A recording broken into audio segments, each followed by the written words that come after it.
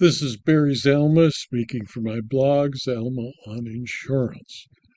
Today we explain again why a plaintiff representing himself proves he has a client for a fool, and why a pro se plaintiff exceeded logic and sense by bringing an action in the United States District Court in a case called Gordon Clark versus Hanover Insurance Group et al., brought in the United States District Court for the District of Connecticut on January 30, 2026.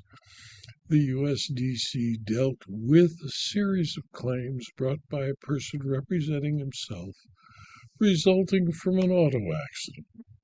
Plaintiff Gordon Clark sued Olga L. Orengo and her insurer, the Hanover Insurance Group, following a motor vehicle collision in Windsor, Connecticut that happened on July 22, 2023.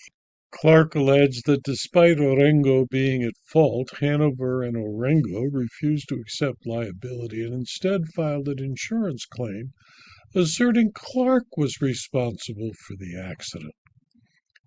Clark's Second Amended Complaint included claims for negligence, negligent infliction of emotional distress, and insurance fraud against both Orengo and Hanover, along with a negligence per se claim against Orengo.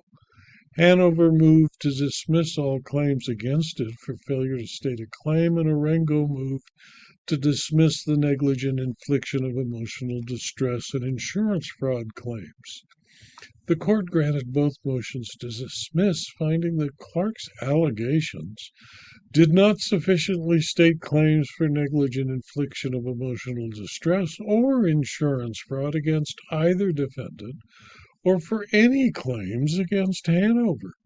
The action proceeds, therefore, only against Orengo and only as to the negligence and negligence per se claims.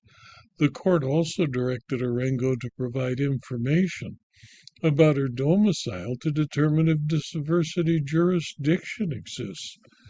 The factual and procedural analysis showed that while Clark alleged Orengo was at fault and Hanover acted in bad faith, the legal threshold for the dismissed claims was not met at the pleading stage. Plaintiff's Second Amended Complaint alleges common law negligence against both defendants. Count 2, negligence per se. He also alleges a negligence per se claim is against defendant Orengo only because defendant Orengo has not moved to dismiss the claim either. It too may proceed against her. Count 3, negligent infliction of emotional distress.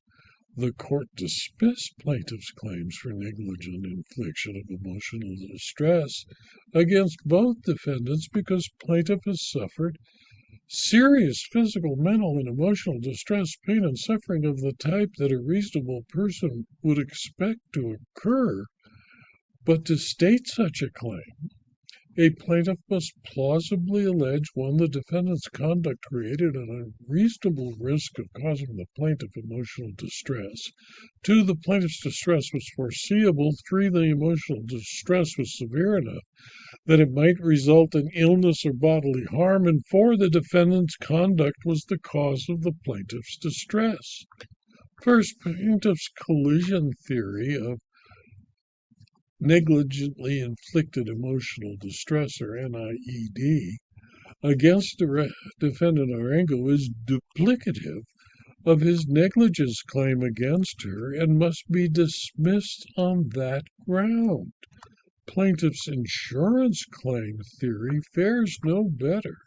Plaintiff alleged that defendants filed a fraudulent claim against him with his auto insurance company, Amica, falsely claiming he was at fault for the accident. Neither defendant Orengo nor Hanover owes any duty to plaintiff based on the alleged false insurance claim, because an insurer, or by extension the insured, has no duty to settle an insurance claim with a third-party claimant fairly. Count 4 of insurance fraud was dismissed. The court concluded that the insurance fraud claim against Hanover and Orengo was improper and that plaintiff's citation to 2 entire chapters of the United States Code is not sufficiently particularized statutory basis to support his claim. There is no evidence that Hanover ever provided a false statement to plaintiff, or that plaintiff was induced to act in reliance on any such false statement. Plaintiff does not allege facts sufficient to support a claim for common law fraud against defendants Hanover and Orengo under Connecticut law, so count 4 is therefore dismissed against both defendants. Defendant Hanover's motion to dismiss all claims against it was granted without leave to amend, and the clerk was directed to terminate Defendant Hanover from the action. Defendant Orengo's motion to dismiss count 3 and 4 was likewise granted without leave to amend. In my opinion, this is another case establishing the old saw that he who represents himself in litigation has a fool for a client.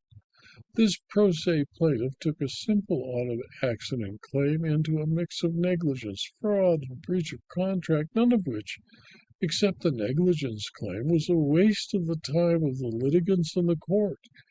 If it had been filed by a lawyer, the lawyer and the client would have been sanctioned by the court. This video is adapted from my blog, Alma on Insurance, which is available free to anyone who clicks on the URL alma.com/blog. You can subscribe to the blog, and if you do, you'll receive notice of every blog posting, usually 5, sometimes 6 a week, and you'll gain access to the more than 5,250 blog postings. You can also subscribe to these videos on YouTube and Rumble.com. They too are free. And if you're interested in further detail about insurance, insurance claims, insurance law, and insurance fraud, please consider subscribing for a very small fee to my Substack publication. And please tell your friends and colleagues about this blog and these videos so that they too can subscribe. Thank you for your attention.